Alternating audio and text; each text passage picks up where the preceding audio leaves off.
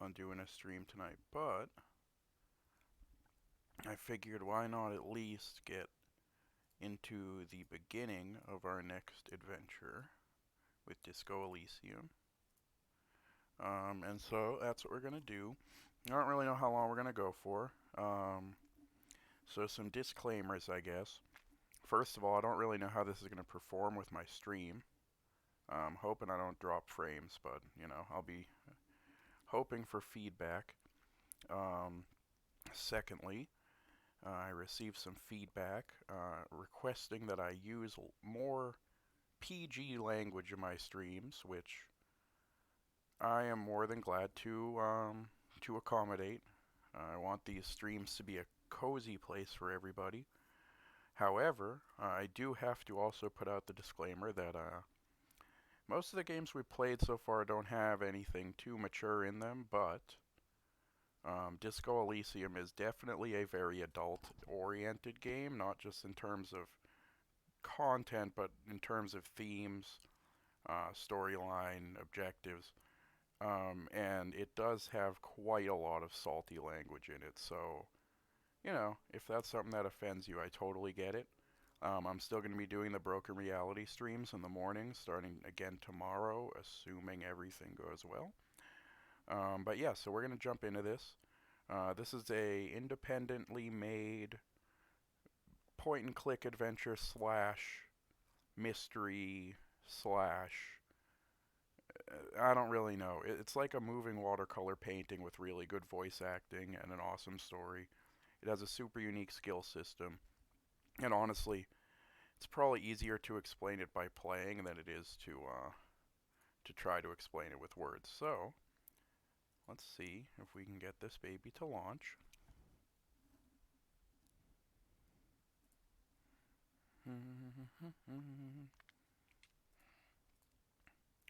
Alright, now, maybe I don't need compatibility mode for this. Let's see.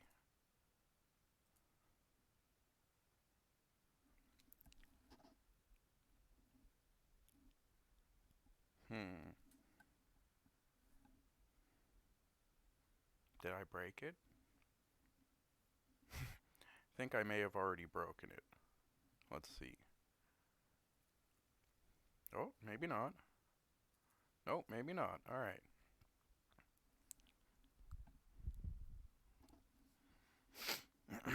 So yeah, it's going to be quite a tonal shift. Last night we finished up taking down the evil dummy Slappy, and tonight we're going to take down the system. Well, not exactly, but you know, you'll see. Alright, let's just see if we can get this baby to load. My computer is already sounding like a jet engine, which is always a good sign.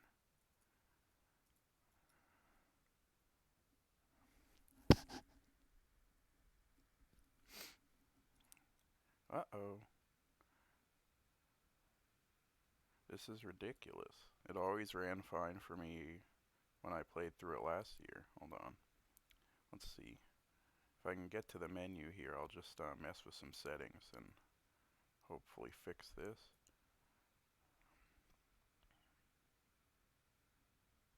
Aha! Oh, okay,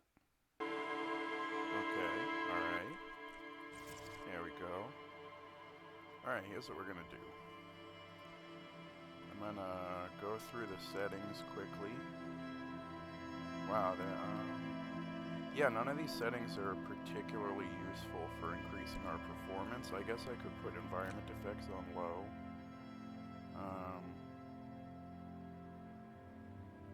Yeah, that's really all we can do for now. But yeah, just let me know. If this gets really choppy, let me know, because I'll try to figure something out. So, the very first thing this game's going to ask us to do is to select an archetype, which is essentially a character class.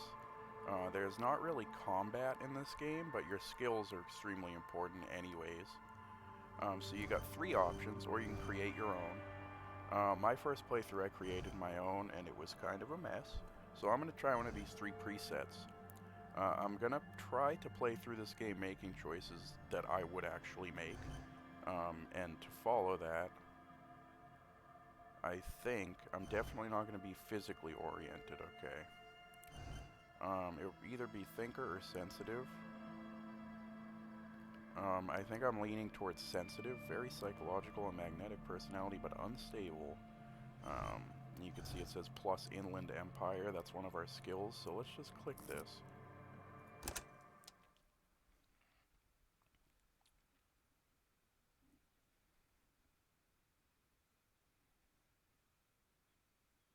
The Furies are at home in the mirror. It is their address. Even the clearest.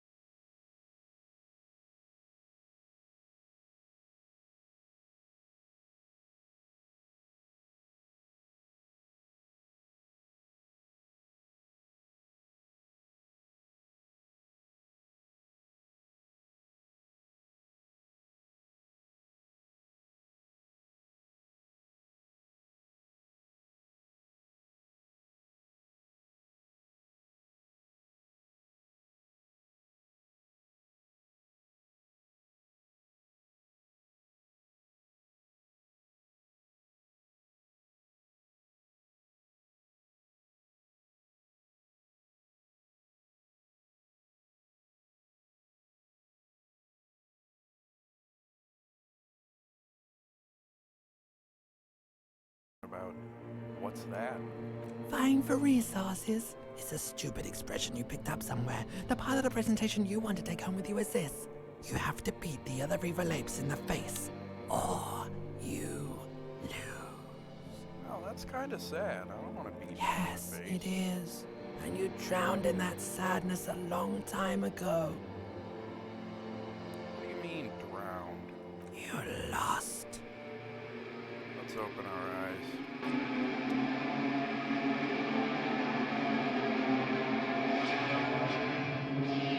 Alright, let's see. Well, we seem to be a disheveled man with very little on. Oh.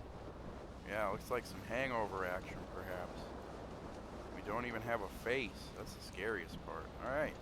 So this is our interface. Just like any adventure game, really, you click to walk, you can zoom in and out. Let's examine this bottle here. Magnum-sized bottle of Commodore Red is empty. Well, I guess we know what happened a little more. It's over here. Looks like someone tore out the tape while the song was playing. That's a lot of tape. This reel-to-reel tape player is still on, rolling empty. Alright. We can hold tab to highlight things we can interact with in our environment. First of all, may as well get some pants on. We get thoughts above our head in this ring we can click. This is perception. You hear a jingle. Keys are clinking in the pocket of your flare-cut pants. Thank you, perception. Let's fish them out. Key to room 1. It says whirling in rags on the aluminum key ring. There is a single key on the ring. The number 1 is etched on it. Should open the door. Well, that's great. I'm glad I have pants on. Looks like this might be our shirt over here. We got a disco-ass blazer. It adds 1 to Esprit Decor. Halogen watermarks. Sick. Looks like someone skinned this blazer off some long-extinct disco animal. Alright. Very wordy. Very, it's a long description for, you know, tacky pair of pants. So let's see. Is there anything else? Well, looks like there's the tie up here. This fan has 2 chain pull switches. One ends in a tiny fan, the other in a light bulb. A truly horrific necktie has somehow attached itself to one of the blades. Well, here's Inland Empire. Or has it been consigned there as punishment? You feel as though this creature is your friend that wants to reattach itself to your neck so that you may continue your adventures together in this strange world.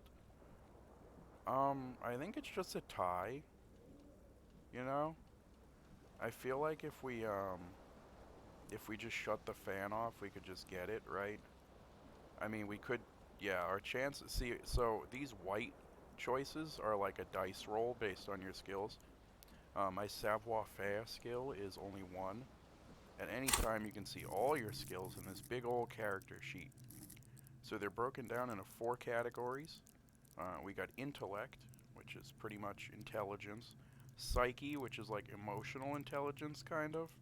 Physique, which is physical stuff. And motorics, which is like motor skills. And as you can see, the build I chose, I have good, you know, psyche and pretty good physique, but my intellect is next to nothing. And my motorics aren't all that great.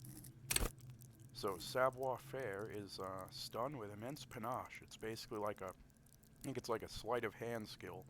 And we don't have very much of it, so we're just going to shut the fan off. It should be easier to reach the tie now. Good. I would like my tie. Why can I still not get my tie? Maybe I have to do the... Oh, okay, so see, now that we've turned the fan off, we actually gain some temporary points in this skill that will help us to pass this check. So if you remember before, it said like 20%. Now we're at 72%, so those are some odds I'm willing to roll with. Ah, and we did it. We got an 8. You swoop up and catch the tie. Snap! It's released from the blade. Warning, warning. The necktie is no longer contained. Okay, savoir-faire. Item gained, horrific necktie. What you have in your hand is a fantastically colorful tie with 4 or 5 different patterns. The knot reminds you of a noose. Okay, well, sounds like a personal problem. Let's see what this necktie is all about. That is a horrific necktie. It does give a +1 to Inland Empire. The necktie is adorned with a garish pattern. It's disturbingly vivid. Somehow, you feel as if it would be wrong to ever take it off. It's your friend now. You will betray it if you change it for some boring scarf. Alright, so clearly there's some history here. We won't get into that. What about the bathroom? Anything useful in here? Well, there's this. What is this? Looks like a satin shirt. Assuming, yep, that went right on. Used to be fancy. Now it smells like someone took a piss in the armpits. Alright. So you get +1 to conceptualization. It's a real statement, but you lose 1 suggestion because it smells like piss. So it's a situation we can all relate to. Let's look at the bath. You see bottles in the bathtub, wine, beer, and sweet liqueurs. Well, I think we can piece together what we were doing all night, huh? Is this a mirror? Maybe we can get a better idea of who we are. A mirror hangs above a bent and broken sink. In a fierce discharge of masculine energy, someone has ripped the faucet off. Half the faucet off, sorry. Hot water sprays from the base and steam covers the mirror. You cannot see yourself, just the outline of a man. Suddenly you realize you have no memory of the face that awaits you there, underneath the soft vapor. Really? Nothing? Really, all recollection of the person you are, the people in your life, and even the world you're in has drowned in a sea of blood alcohol. This was no mere night of drinking, it was a deluge of world-ending proportions. Well, let's wipe the mirror. As you slowly reach your hand toward the surface of the mirror. Abort! You clearly have not thought this through. You won't like what you will see there, and you will never unbecome it. Yeah, but I can't not have a face, so let's just do it. Ugh! Alright, I could have gone without it, to be honest. Behold! You have no idea who this thing is, do you? Um... Dear Lord help me, what is this? Of course I do. It's, some kind of superstar. No, this is the face of a late-stage alcoholic. Too late. You clearly have rigor mortis on your face. Or wait, is that an expression? Are you trying to make an expression with that face? Why? I'm not making it. The face is just making itself. Please stop. It's horrible. You're scaring yourself. I don't feel scared, but that face is, I mean, it could confuse people. Let's try to stop. Oh my god, you can't stop. It's like not even voluntary anymore. You have worn that grin into your face, and now it won't come off. What does it even mean? What is the emotion you're trying to convey? I mean, it kind of looks like a very awkward smile. I mean, it kind of does look suggestive. I mean, it could be either 3 or 4. It could be 5 also, but if I had to just look, I'd think it was like either flirty or just trying to be understanding. Um, there is some charm to it. Yeah, we'll do this. I'm insinuating that I'm vaguely sympathetic. I think I'm sort of pulling it off too, in a sad has-been kind of way. There is some charm to it. There might have been 10 years ago. So little more than a cadaverous spasm now. Damn, okay. That ain't happening. Electrochemistry is the skill that basically determines how smart you are with drugs and like your body's inner workings, which ours is.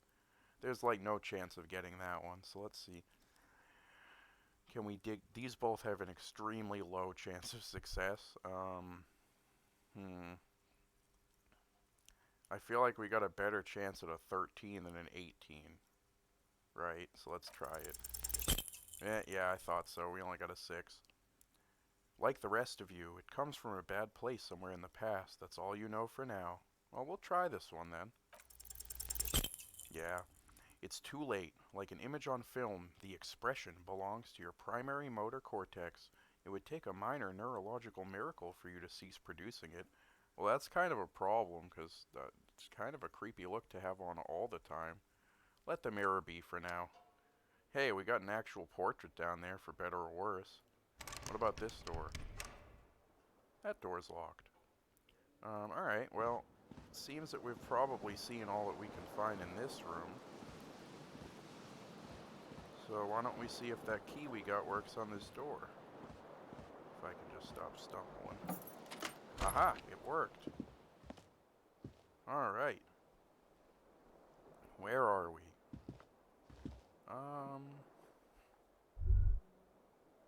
Alright, well, let's look at the calendar. Maybe that'll help us remember. Calendar says it's March. The year is 51. Hello, Vaguely. officer. Oh, wants to talk. The young woman raises a cigarette to her lips. Officer? Am I military personnel? No. She seems perplexed by your question. There's only one solution to this. You're a businessman. I don't think you'd normally call a businessman an officer. Why'd you call me an Because officer? you're a police officer, sir. I'm a police officer, you say? You're shitting me. I'm not. Unless you've been shitting us all this time. All this time? You've been here for 3 days. On official police business, no less. Yeah, really? And what business is that? I couldn't say. In truth, so far, mostly drinking. Okay. That seems to add up with the story we're discovering. Why don't I remember being a cop? Who in their right mind would let me be an officer? That is a good question. I don't think she can answer it. Uh, we got a pretty good chance of trying the expression on her and let her know we want her. Physically. um, I mean, we can always ask these useful questions later, right? So let's shoot our shot. I mean, look at she's a pretty lady. Her name is, I believe this is pronounced Clausia. I think I'm not very good with these names, but I think that's how that's pronounced. So let's roll the dice. We failed. Uh-oh, the words have already left your mouth. We don't get an option. I want to have fuck with you. She erupts in laughter, all the fatigue swept from her face. What was that? That's not even how words are used. What did you say? Come on, say it again. I said I wanted to have sex with you. No, you see, that's not what you said. You said, but she's unable to finish, consumed with laughter. Come on, man, pretty please, one more time. Don't back down now. Say what you said again, proudly. I said I want to have fuck with you. Goddamn right you did, you crazy asshole, you. She wipes the tears from her eyes. What kind of cop are you? Well, I'm definitely not a cop of the apocalypse, and I'm definitely not a superstar. I'm sorry. I don't know why I said that. You're pretty. I'm sorry. I'm the sorry cop. Don't be. It was funny. And anyway, who gives a shit? Who gives a shit about any of it? Very easygoing lady. I don't think most real women would react this comfortably to being propositioned like that, but, she appears to genuinely want you to understand it's okay. Well, that's nice. So what if you can't pull grade A pussy anymore? Is that like a small flex? There are other things in life more meaningful, more fitting for a man your age. This, she gestures toward herself draped in silver. This is Fata Morgana. One thing though, she extinguishes her cigarette. It's gonna suck for you later when you have to interrogate me. Interrogate you? Now why would we have to do such a thing? Wait, why are you walking away dramatically? And for the like record, no, I didn't do it. Do what? We still don't know what's been done. Alright, what's over here? Looks like she left a nice long stub in the ashtray. It's still smoking. Okay. What is this about? You should pick that fat, juicy cigarette butt from the tray, light it up, and smoke the living shit out of it. Nah. Nah, bro, that isn't how I roll. What about this door? Nothing. Maybe I should just try to talk to her again. Door is closed. Let's knock.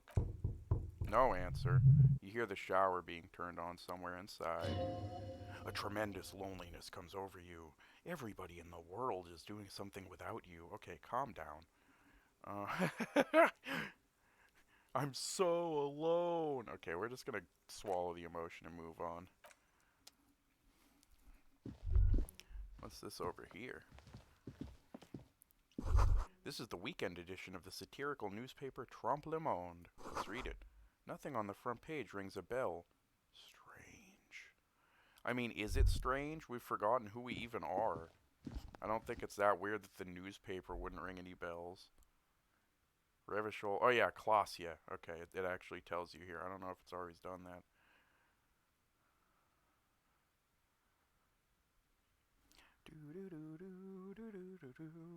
Loading, da da da da.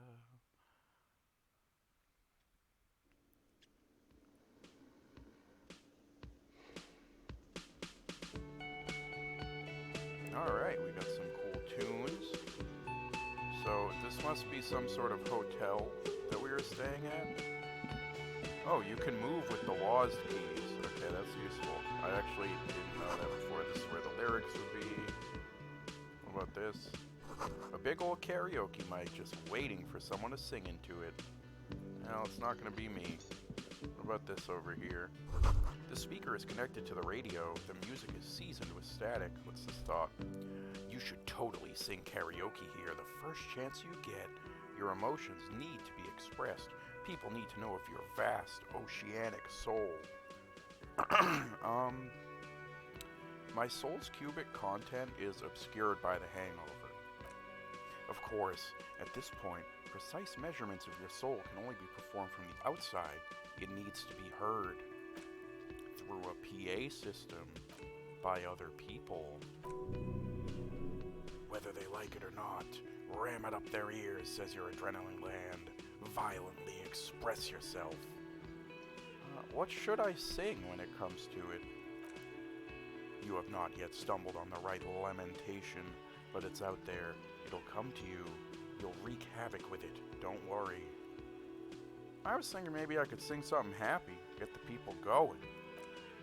No, don't sing the happy song. It's stupid. Sing the sad song. It's profound. Alright, 90s band. New task. Sing karaoke. You have to find something tragic to sing first, though. This seems useful, you know?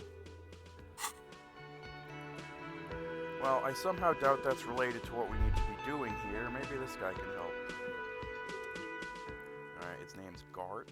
A man in his late 20s stands behind the counter inspecting a stuffed seabird. As you approach, he gives you a sideways glance, then looks down again. That was disdain in his eyes. Even now, he's purposely ignoring you. Something tells me you don't like me. Oh no, you're a hero. A real hero, cop. So not only am I a cop, but I'm also a hero? Yes, you are. A real decorated hero. Wow, it sounds prestigious. What did I do? What did you not do? First, you took the body down. Then you solved the murder. Then you didn't trash my hostel room. Maybe you even negotiated the strike. Really? You know, I'm starting to detect a small hint of sarcasm. I'm guessing I didn't do any of those things? You're right, you didn't. And it's only taken you 3 days not to. What have I been doing all that time? Have you seen me around? No, I haven't seen you around. I'm not always here. He looks down again and keeps plucking at the bird. Let's look at it. A competent work of taxidermy, the white and brown seabird lies among piles of coasters and drying mugs. One of its wings broken. The man is trying to mend it. Looks like the bird was ripped off the shield that was used to mount it, most likely on a wall. Something about it makes you feel bitter. Can I help you with that? Look, your buddy is over there. What buddy? He looks at the doors where a man in a bomber jacket is tapping his foot on the floor. I have buddies. Why don't you go and talk to him, okay? What do you mean, my buddy? He pretends not to hear you, concentrating on the bird instead. Alright. What else we got here? What's this about? The menu has been wiped clean, only the word Monday is written on it. Alright. This is the water cooler. Alright. Whoa, what? What's this? The soft purr of an electric juicer comes from the kitchen. Someone is working. Cool. The door is bolted. A sign reads, Kitchen reserved for personnel until 13 o'clock. Okay. What's this sign? Sign reads, Mess hall reserved for union members. Doors open at 16 o'clock. Okay. So I'm assuming this is our buddy. A bespectacled man in an orange bomber jacket tapping his foot on the floor. Looks like he's waiting for someone. You. As you approach, he narrows his eyes and extends his hand in greeting. If an assault were launched on this building right now, if the windows came crashing down and the whole world descended upon you, this man would hurl himself in death's way to save you. You are sure of this. But why? Let's just shake his hand. Hello, I'm Kim Kitsuragi, Lieutenant. Precinct 57. You must be from the 41st. He has a firm grip. His name's Kim. He's a lieutenant. Sounds like we might actually be a cop after all. You realize he's waiting for your name. This is your chance to come up with a really good name for yourself. Get creative. Conceptualize. I mean, I could tell him I don't know it, but it would be kind of fun to make one up. We can't retry the red checks. Let's try it. Yeah. Raphael Ambrosius Cousteau. It's very cool, but won't I come off like a douche if I call myself that? You instinctively run your hand over the multi-patterned silk of your tie. Its slickness gives you comfort and reassurance. This really is a great tie. Don't worry, Raphael Ambrosius Cousteau is one classy name for one classy cop. My name is Raphael Ambrosius Cousteau. Yes, well, He doesn't even process what you just said, just moves on. it looks like we had a little scheduling error on Sunday. Saturday too, actually. Have you had time to talk to the manager here? You mean him? Yeah, I just talked to him. If you don't mind, we should talk to him again. Ask him for a rundown of the area. Now that I'm here as well. I understand the scene is out back, right? The scene of... It also wouldn't hurt to assure him the police are finally here. In full force, I mean. Have you mapped out the initial interviews? Yeah, the police. I'm aware that I'm a policeman. Right. And the interviews? What interviews? At the 57th, we like to prepare an initial list of persons of interest, and then just skim the surface. Prepare the field, get to know the players. You don't do that? Maybe it's not an inter-district practice. I haven't yet. Okay, we'll have time for that after we take a look at the coroner's case. Coroner? This sounds serious. Have you removed the dead body from the tree? Dead body? Mm-hmm. I don't like dead bodies. Sure, but did you take it down from the tree? You know, I can't say for sure. I'm just gonna go out on a limb and say no. So the body is still in the tree? It would appear that way, yes. So this is the first time you detect a weariness in the lieutenant's voice. It is obvious he would have preferred for the body to no longer be in the tree. Where it has been hanging for 7 days straight. Well, that We ain't should good. go there as soon as we are done talking to the owner. But I can't remember anything. He looks at you for a moment in silence. I can see you drank last night and the night before, and that you are still drunk now. But I have seen officers go through much worse. Much worse. If you need something for your headache, there is a general store nearby, but as I said, the dead body should be our #1 concern. Pain threshold. Yeah, painkiller would be good about now. This thing is pulsating with discomfort. The best cure for a headache is, of course, morphine. They won't have that, so cigarettes will have to do. I don't really want to do either of those things. Let's get going. Alright, let's interview the manager. After you, officer. If you're about to embark on an investigation, shouldn't you have a badge? Wait, shouldn't I have a badge or something? Check your pockets. You mean you don't have a badge? It wasn't on me when I woke up. Losing your identification card is a serious matter. My vehicle has a shortwave. You can use it to report your badge missing. I advise you to try to locate it as quickly as possible, but getting the body down should still take precedence. Lieutenant Kim Kitsuragi is now in your party. Cool. What's this? Royal Pinball. Who's this nice lady? Hello, sweetie. Her name's Lena. She's the cryptozoologist's wife. She turns to us with a smile. Reaction, sweetie. Wait, who's sweetie? Does that mean you like me? You are a handsome man, officer, with your moustache and your Oh. chiseled jaw Well, thank you. and that silly dimple on your chin. Hey, it's not silly, it's just a dimple.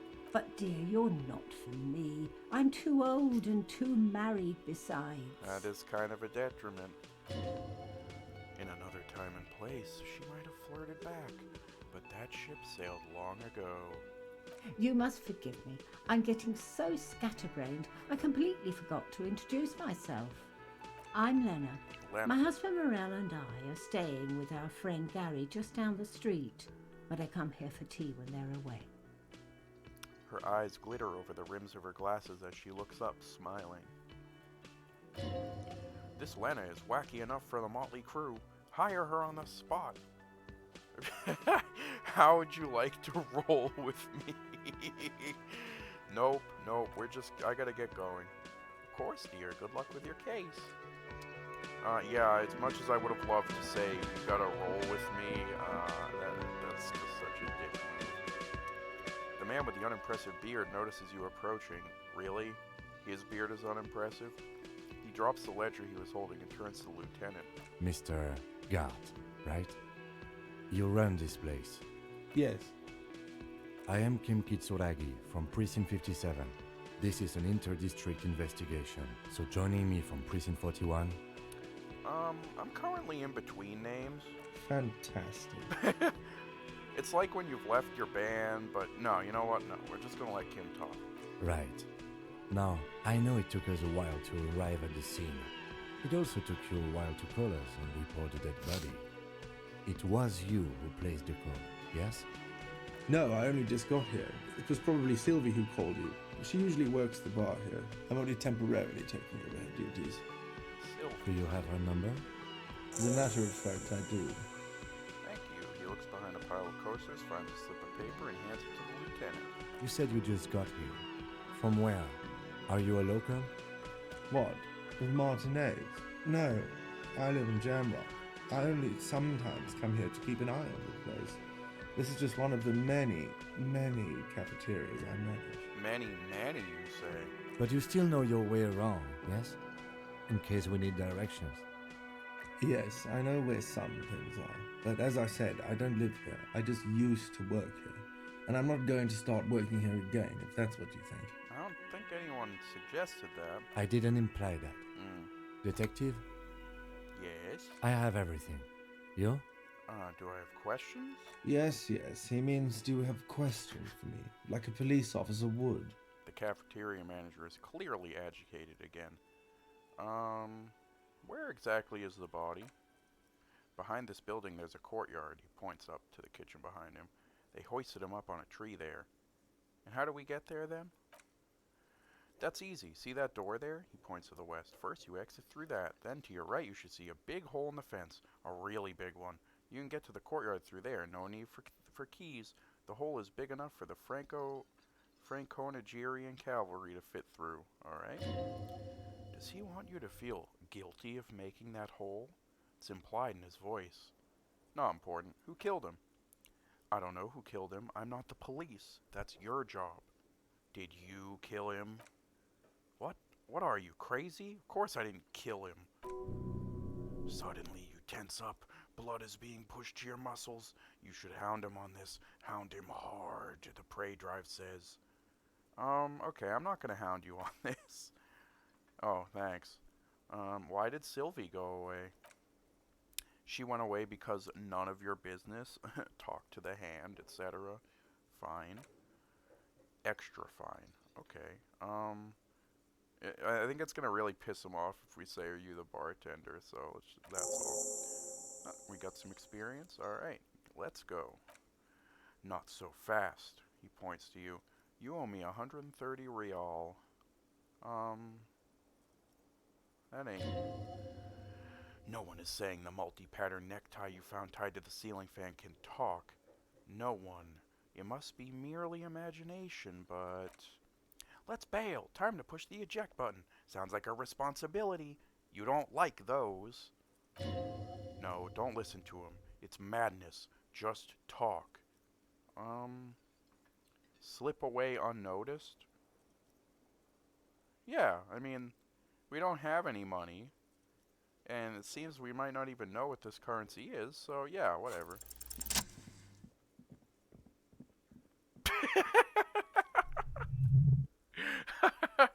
Wow, no one would have noticed this. As you blow this joint, behind you a whiny voice shouts, Real mature, man. Real mature. Okay, when it said slip away unnoticed, that was not what I was expecting. Alright. Got an autosave. So let's go and check out this body, I guess. Don't be afraid to say weird things. People are more forgiving to persons of power like police officers. Not even gonna touch that one with a 10-foot pole.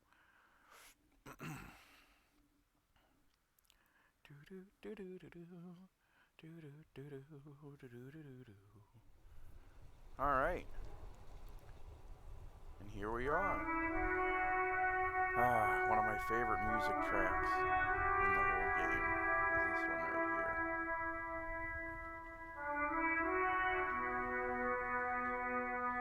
Alright, I guess we'll go up here and take a look at the body. Wow, this seems to look potentially as if someone swerved right into it, huh? No idea what that could be all about. Let's see. What's this? Smells like spoiled meat and curdled dairy. A human being decomposes. Great. What's this? Perception. There are several footprints. There are several. I'm going to try to give each of the skills a different voice, but just bear with me. There are several footprints in the mud left by work boots. Anywhere from 6 to 12 pairs have walked here.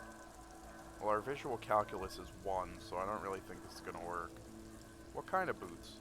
Heavy workers' boots with reinforced toes and hobnails all over the yard. Let's just try. Oh, wow, we got lucky. Maybe more than 12? No. 8 pairs of boots have shuffled back and forth in the mud. Go over them, one by one. Number 1, standard work boot, steel reinforced toes, number 46. Number 2, standard work boot, steel reinforced toes, number 44. Hobnailed work boot, steel reinforced toes, number 43. Standard work boot, number 45 or 46. Wait, which is it? You don't know. It's a miracle you can tell the prints apart as it is. The coal must have preserved them. Count more. Number 5. Another standard work boot, steel reinforced toes, number 44. 6. An aberration, light as air, even pace, same make of boot, but number 41. Male or female? Impossible to tell. Could also have been an adolescent. The gait is undeveloped. I'm pretty good at this, ain't I? You're not bad. It's as if the whole world darkens. Everything else has a thin film of unimportance on it, and the tracks burn in the middle of it, in a strange, beautiful way. That is kind of how it looks. Count the rest. Number 7. The glowing outline of a standard work boot, number 46, but the imprints are twice as deep as the others. The weight exceeds 200 kilograms. And yet another standard work boot, number 44. There's an aberration in the pattern of the sole, however. The right sole is smoother, more worn. How many? The lieutenant has been tracking your eye's movements. 400 million. No, just 8. I was pretty off then. I counted 20. The same guys are going back and forth. I never got the hang of it. Hyperopia. He points to his glasses. Do you see anything out of the ordinary? Well, there's a couple out of the ordinary things, like this light step number 41 shoe. A woman or a kid? Could be a kid. Okay, how do you know? I'm just saying random things while looking at holes in the mud. No. He knows it's hard to discern sex from a person's gait. I don't. Anything else? 200 kilogram imprint. 200? He thinks for a moment. Could it be the combined weight of 2 people? One carrying the other who's tied up? Let's say a heavily built worker carrying a similarly built, soon-to-be dead man. He might be right. 200 kilograms of living weight is unlikely. How much is that in pounds? A lot, right? I mean, I guess it could happen. Well, maybe it was a giant. It could have been an extremely obese person. I mean, I would guess that it was probably someone carrying him, to be honest. Possibly, yes. The lieutenant marks something down in his notebook. Alright, what about this one? An aberration. One sole is smoother than the other. Interesting. Let's name it the Odd Soul. Okay. Do you have any ideas, Lieutenant? Someone operating a workbench with a pedal, like a joiner at the harbor? He thinks for a second. Or maybe a drummer. He regrets it the moment he says it. Don't say anything, just nod. I don't know why I said that. We're not looking for a drummer, we're looking for a group of dock workers. The lieutenant clearly appreciates the chance to clear up the drummer issue himself. I figured. He raises his index finger. Perhaps it could be a driver. A driver would wear out their right shoe before the left. The accelerator is on the right. I'll nod thoughtfully. We should keep our eyes open around the traffic jam, see whether anyone strikes out as a potential suspect. Seems prudent, no? I don't know what this traffic jam is, but yes, it does sound prudent. How old do you think these tracks are? A week, maybe? 7 days would fit the time frame provided to us by the caller who reported the hanging. It is not impossible. How do you know? I pulled last week's forecast for coastal Revachol. 7 days below freezing. The day before, the day of his hanging, was the last warm day. Correct again. Sub-zero temperatures would preserve the tracks in a good state. The commotion here could have taken place a week ago. What do you think happened here? What do I think? A mob of people brought something heavy to the tree. One of them was carrying the victim.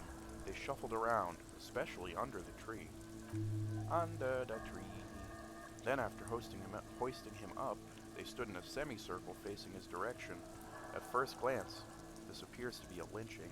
Well, that ain't good. Indeed, they all stood in a row here and looked at the tree. We've been through all of it. Alright, so that's the footprints. Is this kid? It looks like he's throwing rocks at the dead person. Maybe we should get him out of here. Kono's got this! Oh boy. The boy throwing rocks at the dead body can't be older than 12. Really? Oh no, that's not a mustache, it's a shadow. Oh yeah, never comfy, Kuno. Oh, and this is Kuno S? Is that like his sister? Wow, he looks really creepy up in his little model here. Hey kid, a word. Police business? Right in the dick, Kuno. Get him right in the dick. The children ignore you. Well, they're not really ignoring me, they're just, not being helpful. Love it in the dick! That is factually not exactly how that works. I do appreciate your self-censorship. Can you teach me how to make that noise? The boy is sweating profusely. His eyes are like two black holes and his jaw is twitching, as if trying to break free from the empire of his body. Stop using slurs at my crime scene. That's not how we do it. Can't talk, pig! Shit's coming up strong! Throwing rocks! Yeah, you do have very important work going on, I guess. Shit coming up strong. That sounds good. Joyous. You should hang out with this kid and see what all that juicy shit is all about. Never mind. Yeah, Kuno. Ride the lightning, Kuno. That does not mean what you think it means. Kono's riding it, see? He wipes sweat from his brow and sends another rock flying. The rake, Kuno. What? You should throw the rake at him, Kuno. Let's not. The fuck does Kono know what a rake is? Kono's not guarding it! Are you kids siblings? The fuck are you talking about? He throws another rock. Very pleasant. He's calling us f***s, Kuno. That is He not says what we're fucking each other. What? Okay, first of all... Alright, this is completely unrelated. Look, I have questions Alright, for you. entertain the Kono. Show me what you got. What you got there? What you got, huh? Show me what you got. Show me what you got. Every single time I met someone who talks about themselves in the third person, usually a pretty good human being. The body. What do you know about it? Shitload, pig. What's your question? I'm not even going to attempt his accent, sorry. Don't tell the pig shit, Kuno. Pig's choking. He's totally choking. Kim, help me out here. What do we want to know? If I were to want to waste my time, which I do not, I would ask him who he is, how he got here, and the usual. You have no idea what the usual is. Just ask whatever comes to mind. Do you know who he was? Kuno's fuck gimp. He picks up a rock. Kuno uses the fuck gimp for target practice. Okay, but what about before he was strung up? End of conversation. Very strong. You should be this stoic. I don't think so. Do you know how it got up there? Probably climbed. Kuno was busy down the road when that shit went down. So you didn't see it happening? You heard Kuno. Kuno wasn't even in Martinez. Kuno wasn't in Revachol. He puffs himself up. Kuno wasn't regional. Oh, okay. Where'd you go then? I don't know, some fucking... He looks around, trying to come up with something. Mosque or I don't know, some other place. Night City. Kuno was in fucking Night City. What, like like in the book? Where is Night City? Kuno gives this info on a need-to-know basis, and you don't need to know. He draws snot up his nose. Kuno didn't smoke the gimp, if that's what you meant. Have you seen anyone suspicious around? Just a couple of pigs sniffing around in the dirt. That seems pretty fucking suspicious to Kuno. Yeah, you tell the... Not even going to attempt it. More on this later. Right now, let's talk about something else. You're testing Kuno's patience here. Jesus. Do you kids often play in this yard? Right, pig, this is where Kuno plays with his little wooden choo-choo. Fuck do you want with it? I might have some questions later. For now, let's talk about something else.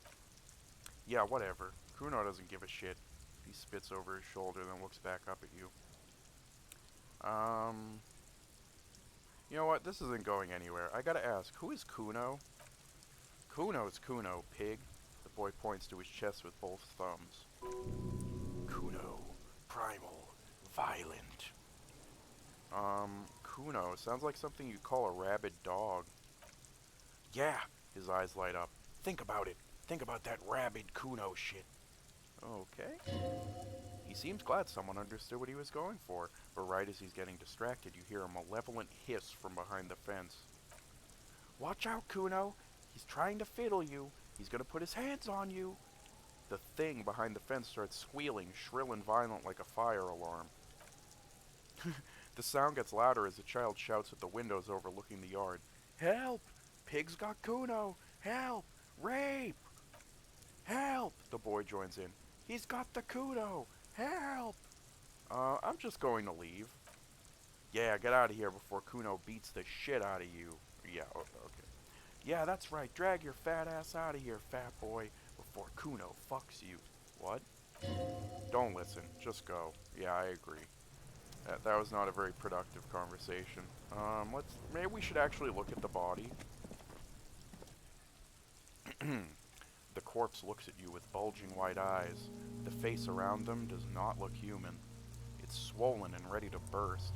His lips are fish-like, and his tongue like a ball gag in his mouth. God, that's disgusting. You seem to be holding your breath. Look down.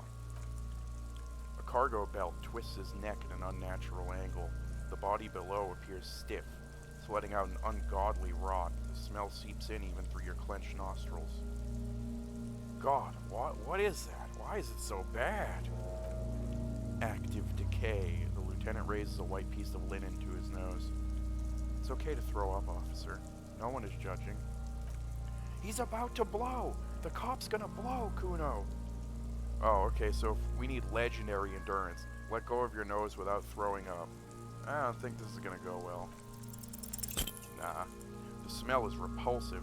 Pushes in from your mouth, more instant and more familiar than anything you'd expected, more fever than odor. It fills your mind, flushing you from within. Try to walk away.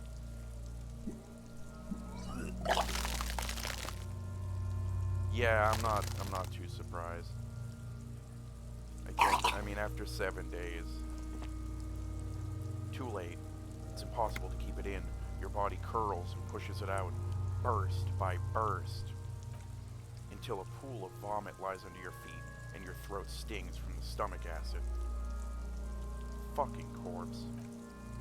The lieutenant hands you a blue checkered handkerchief. Keep it, he says. Thanks. The hangover is clearly making this worse for you. You could use some ammonia to clear your head. Okay, where do we get ammonia from? There's Frit nearby, east of the hostel. They usually have a small apothecary. If they don't, he points to the greenhouse. There's a greenhouse here, and a gardener with a wheelbarrow on the corner of the Whirling in Rags. If she works here, she might have something for the smell. Having the ammonia is a modifier to the endurance check. Modifiers make checks easier. So this is locked, but if we can raise this skill, we get another chance. So yeah, so we can't exactly examine this right now, which is fine. Well, let's see what else we can examine. Like, what's in this box over here? Ooh, 20 cents real, and some magnesium. So over here is our healths. I say healths because you don't exactly just have one. So you have your regular health, as in physical, you know, getting shot, hit, stuff like that will lower that. This is your morale, which is like a psychological damage. Getting either of those reduced to 0 will kill you. Let's see. I guess we should check out this dumpster over here. The trash container is locked. The sliding lid has a padlock that says Whirling in Rags. Alright. There's something in there. Not necessarily connected to the case, but still. Why am I looking at you, trash container? You're just a trash container. The body is downwind from here. Maybe you prefer the smell of garbage to the smell of death? Lieutenant, what do you think could be in there? Trash? Food waste from the cafeteria? They lock these containers to keep the derelicts from flocking in. Could be evidence, too. Yes, I feel like there's something in there. What do you mean, feel? It's extrasensory perception. No, it's not. It's just a hunch. Maybe someone threw something in there? Mm-hmm. He leans in to inspect the lock. How do we get the lock open? We could try using a pry bar. There's one in my motor carriage. Or, Lieutenant? Or we could ask for a key from the manager of the Whirling in Rags. He probably has one. Alright. Well, either way, we're not getting in there right now. Now, it seems the most pressing thing is that we need to examine that body. And in order to be able... Whoa, what's that about? Oh, this is Shivers. I think they call this your City Sense skill. All around you, rain falls in the great city of Revachol. Rain drips from the eaves and floods the gutters, washing the filth away. The spring thaw must be here. The snow is melting. What am I doing? Looking up at the sky, cold water dripping from your hair. What do I see? Gray sky like great battleships, clouds colliding with one another. Rain falls down on the world. How does it feel? Your shirt sticks to your chest. The shoulders of your disco blazer grow heavy. The cold finds its way in under your skin. You shiver, and the city shivers with you. Okay. Why do I have... Motherfucker. Finished thought. This rain will not let up anytime soon. You should get a raincoat. There's a Frit to the east. They sell them there. I don't have money, remember? Oh, is this the gardener they said? Yeah, hold on. Let me just click this. Get ammonia from the gardener or the Frit store. I'm assuming this is the gardener. Let's see. A heap of snow melts in this wheelbarrow. Okay. The street sign reads, "Fuck the police." Alright. Let's see what this gardener has to say. Elysium and Martinez. What can I help you with? You sound surprised. We don't see a lot of police around here. That's all. Why is that? I have some questions for you. Of course. What can I help you with? My partner told me you may have some ammonia. Can I have some? Oh, that easy. Sure, I'm done with it. She takes a small capsule out of her breast pocket and hands it to you. Thanks. Go easy on that stuff. It gave me a terrible headache. Well, we don't really need directions, but, well, that's all for now.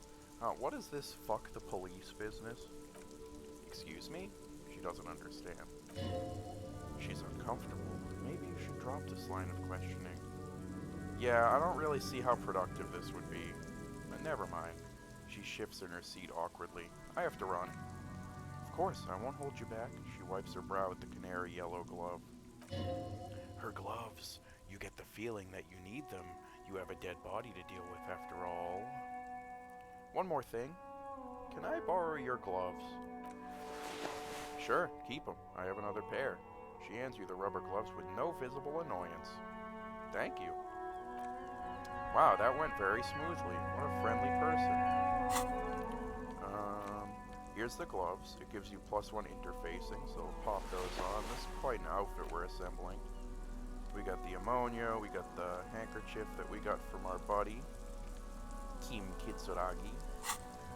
Actually, you know, I think, yeah, this is Kim's, stagecoach car. I think we should probably use this to report our badge missing, shouldn't we? Before you sends a motor carriage. The bodywork is covered in blue and white livery bearing the number 57. Vapor emanates from the large engine on the back of the vehicle. It hasn't had time to cool off yet. Open the door. In the cabin, you are welcomed by a set of steering levers, a radio microphone on a hook, a pull-out toolbox under the seat, and the soft glow of the fuel preheater gauge. Well, we came here for the radio. The frequency tableau lights up and a green button labeled Prime Line glows like a feline eye. And then you hear something. The soft purr of electrical kittens, radio waves cast far and wide over the metropolis. A woman's voice greets you through the static. This is Precinct 57. Hello, Lieutenant. How may I assist you? Hello, Alice. Please assist our colleague from the 41st Precinct here. I'm putting him on. Hello. Hi, Alice. This is the officer from the 41st Precinct speaking. Nice to meet you. This is Officer Alice Demetri, Precinct 57. How may I assist you? The voice replies in the radio. Well, we have two things to do. Could you connect me to the 41st Precinct? I have something I need to report. Just a second, officer. She puts you on hold, the static crackling softly like a bonfire. After a while, you hear an old man greet you from the radio. His rattly voice is oddly familiar. Rattly, you say. 10-2, 10-5, this is 41st, come in. Over. A scrawny old man sits in a dusty cubicle, smoking. A large white rectangle sewn on his vest. In front of him is a box-shaped apparatus with an array of wires and antennas, the radio switchboard. Hi, this is, me here. I work at your station. 10-4, what's your status? Over. My status, 10-18, 10-20, over. Please just talk human to me. These numbers mean nothing to me. State your message, sir. Over. I need to report my badge missing. 10-9, repeat message. Over. My badge. I can't find it anywhere. Basically, it's gone. 10-4, message received. This is a very serious situation. I need a 10-22 the captain. Over. 10-22 the captain. This sounds bad. Bad and scary. Like being called to the headmaster's office in school. Is it him? A dry voice asks in the background. What does he want? Says he lost his badge and needs to report it. He what? He lost his badge? Say nothing. Who lost his badge? Dick fucking Mullen. Who do you think? It's Officer Dick. He tries to speak through laughter. Mullen from the bestseller Dick Mullen and the Lost Identity. Dick Mullen is not your name.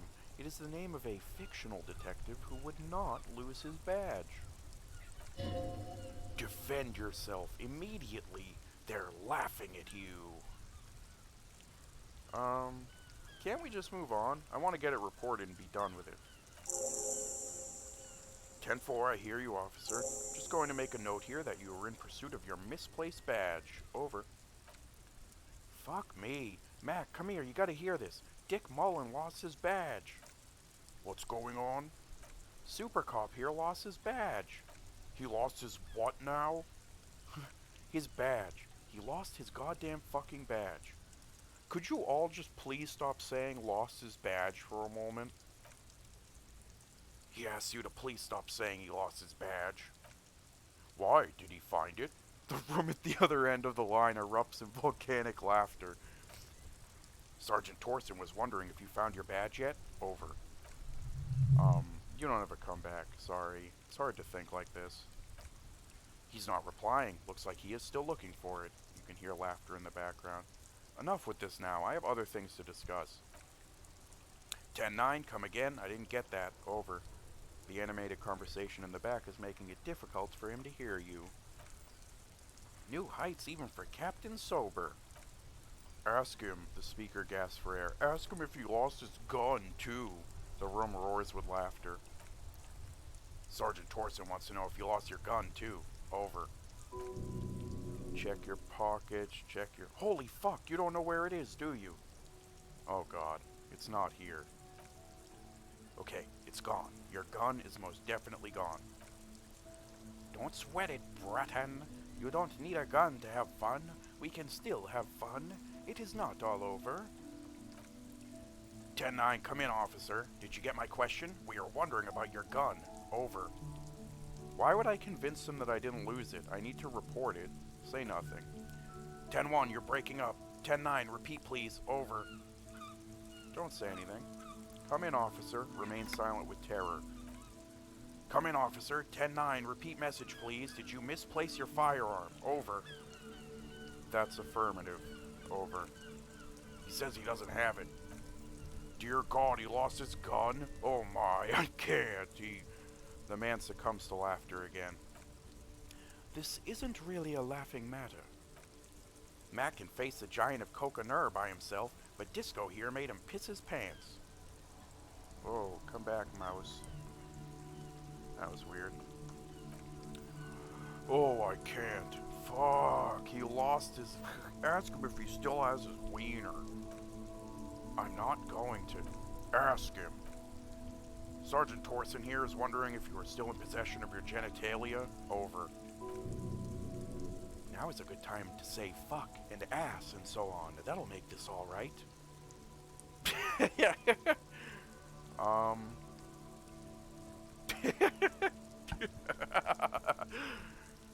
I left it at his mama's after I fucked her ass all night. Tell him that. That's a negative. Not going to say that. Over. What's he saying? Share with the class. He said he sodomized your mother. The prick ate Mama's vanilla waffles at the captain's birthday party. Some nerve he's got. Sure, vanilla waffles were the only thing he ate? Shut up, Chester. This isn't funny. This is my mom we're talking about. Oh, we've hit a nerve. Tell him to apologize right now.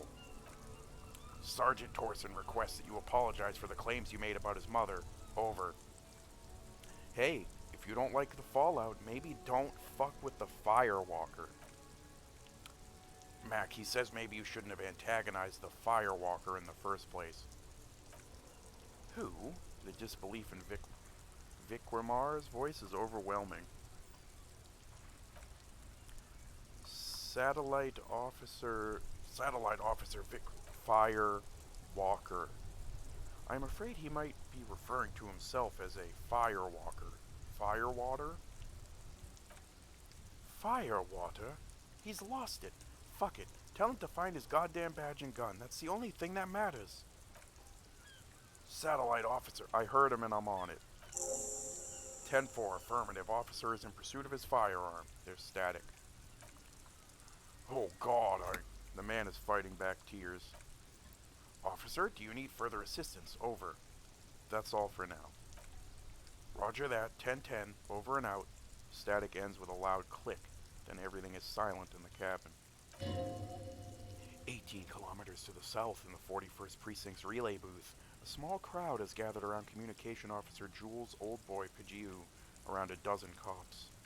The small room is filled with cigarette smoke, abuzz with laughter, when Officer Judy Minot enters. Her left arm is in bandages and her hair trimmed short. What is going on here? Did something happen? She asks, startled. Jean Vicmars turns to her and says, What happened is my partner made contact. It's not good. He's lost his badge and his sidearm. He seems confused, delirious even. He stops to think. Mac, the torso torson is finger fucking his fist, laughing hoarsely and apparently telling some dirty story to his partner, Chester McLean, near the entrance. Suddenly he interjects, "Yeah, Mullen was fucked alright. Sounded fucking drunk to me." The tall ginger on the right still has tears of laughter in his eyes. "Yeah, Mac's right. That was some gnarly shit there." Satellite Officer Vic Mayer bites down on his knuckles. "Enough!" he shouts across the room. The commotion dies down. All eyes turn to him. "None of this is funny. It's fucking sad, that's what it is. He's a cop. He's one of us. God damn this." Minot looks down at her neatly polished black shoes. There's a quiet firmness to her voice when she speaks. "We must help him." "Yeah? How do you fucking plan to do that, huh? Get him off the drink? Go jogging with him in the morning and get him on carrot juice? He's a lost man." "I just know we can't give up on him when he's at his weakest. He wouldn't..." The crowd in the room has started fidgeting uncomfortably. Someone's trying to slip out unnoticed. "Mac, man the door." He gestures Torson to block the doorway, then turns to Minot. "You know what he told me? I don't want to get better. I want to get worse." Those were his words. He sighs heavily and turns to address the room. "This shit does not leave this room. Not a word of this to the captain or anyone else. We'll give him a couple of days to pull his shit together." Old boy lights another cigarette and says, "I guess I can hold off the report for a few days." "Good." Vic Mar turns to the others. "Okay, everybody, nothing but a prank call here. We all got our laughs. Now get back to work." Far north, on the other side of the motorway, the officer quietly hunches with his hand in the motor carriage. "We do have one more thing to talk about. I need you to connect me to a civilian, a Sylvie. She may have reported a murder." "Of course. What is her number, officer?" "Kim, didn't Gart give you Sylvie's number?" "Yes, hold on." The lieutenant takes a look at his notes. "Her number is 005-1944-298. Received. Hold on, officer." Wait patiently. Lieutenant Kitsuragi slowly begins to tap a little rhythm with his right foot. Quite a lot of time has passed. "Officer," she finally returns, "I have Sylvie Malaika on the line for you." "Yes, hello." A female voice greets you through static. It sounds like she's a million miles away from here. Hello, this is the police calling. I have some questions for you about your last day at work." "Oh, right." She recognizes your voice almost immediately. "Hello, officer. What can I do for you?" You can hear resentment in her tone. She's not thrilled to be talking to you again. "There is no resentment in her tone. She wants you to ask her out. No question about it." That is not what she wants. Was it you who called the police?" "No, not me." "Do you know who made that call?" "No, sorry, I don't." She clears her throat. "Not a lot of people have phones around here. Copper thieves take the wires. People don't have money to have the cables put in again. They use the union's phone or the one on the coast." "Alright. It was someone else." The lieutenant makes a note. "We'll find them sooner or later, officer. Just might take a while." "Alright, but why didn't you call? Didn't a corpse behind your workplace bother you?" "What? Of course it bothered me, but I thought the union already knew about the corpse." "What does this union have to do with anything?" "No one calls the police." You can hear her adjust the receiver in her hand. "The union would get angry." "What do you mean by that?" "You know," she seems to be looking for words. "What the union says goes. People listen to them and they take care of their own, which is like everyone here." "Garbage." "Well, wait, Kim, is she speaking truth? The union is the law around here?" "Legally, no. In reality, yes." He looks around. "Martinez is de facto policed by the dock workers union." Words are not necessary to feel the lieutenant's discontent for the situation. Tell me, why exactly did you let a corpse hang in your own backyard for weeks instead of calling us? I didn't want to get in trouble with the others. Push her further. Show her the error of her ways. No, don't push her. Sounds as if she's about to cry. What others? The other people who live around here. Local people. I didn't want trouble. Her voice is resigned and weak. Okay, I understand. You don't live here. You don't understand. Squealing is frowned upon here. Everything is dealt with, well, by the Union. Internally. You hear static. Her chin rub against the receiver. Then, please, I just didn't want any trouble. I see. Don't worry about it. I understand. You do? She sounds relieved. What else can I do for you? Okay, next question. Have you seen my badge? Yes, I know who you are. You're a police officer. The law. My badge is missing. Have you seen it anywhere? Oh, no, I haven't. I'm sorry. Real policemen have uniforms too, by the way. Where's yours? Not my uniform too? Well, Kim doesn't have a uniform and he seems real to me. He's in plainclothes, voluntarily. It's different from not knowing where your uniform is. There are officers who wear the signature Perseus black uniforms to the highest ranks in the RCM and end up buried in them as well. Others do it more casually. Looks like you're one of them. Okay. Why did you quit your job? You mean why did I leave the bar? You can hear it tense up on the other side. Honestly, I'm not really comfortable discussing it with you, sir. Alright, I won't push you. Are you ever coming back to work? Maybe, I don't know. She seems to relax a little bit. I just know I have to take some time off right now. Okay, alright. Have you seen my gun? Please, no, not this again. Everyone saw your cool gun, detective. She sounds beyond exacerbated. I showed you my gun? When did it happen? You were trying to impress some people with it. Everyone was eating, and she stops hesitantly, not sure if she should continue. Sounds like it's going to be bad. Do you really want to know? And what? What did I do?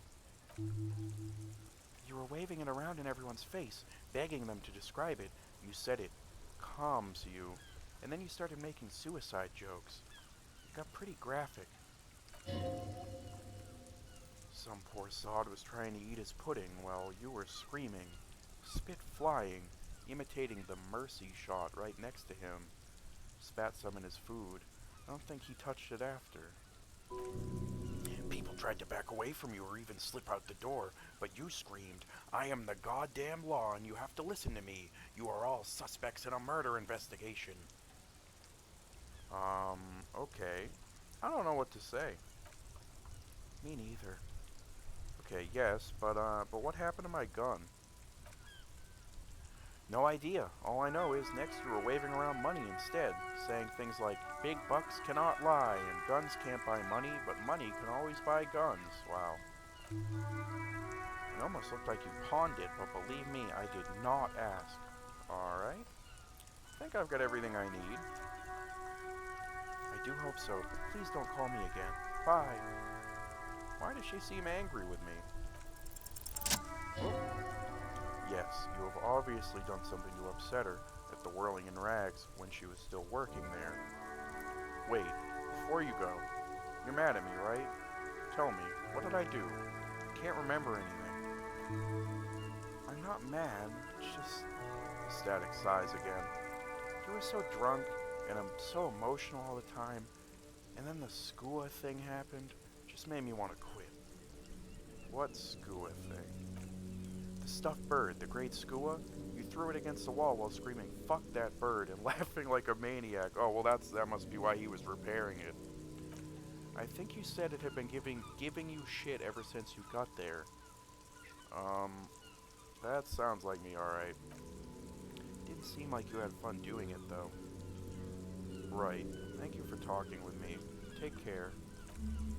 Hey, I leveled up. You hear a sigh of relief on the other end of the radio. Wordless, the call breaks. Then the already familiar voice. Anything else I can help you with, officer? I'm done. Alright, while we're in here though, what's in this toolbox? No, not that. This.